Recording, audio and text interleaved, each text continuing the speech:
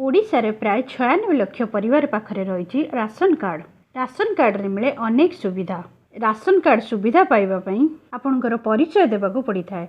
एहा परे आपण राशन कार्ड रो सुविधा पाई परिबे।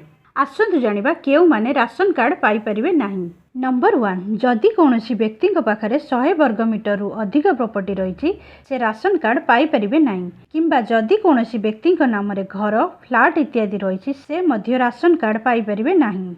नंबर 2, जदि कोनोसी व्यक्ति पाखरे 4 चकिया वाहन जेपरिक कार और ट्रैक्टर रही से मध्य आवेदन करि परिबे नाही। नंबर 3, जदि कौनसी परिवार के सदस्य सरकारी चाकरी करछंती से मध्य राशन कार्ड पाइबा को योग्य नुहंती। नंबर 4, गाँ गाँवली रे जो व्यक्ति रोचंती जदि तांकर वार्षिक आय 2 लाख टंका रु कम होइतिबो तेबे राशन कार्ड पाई परिबे। नंबर 5, शहीद परिवार वार्षिक आय 3 लाख रु कम थिले राशन कार्ड पाई परिबे।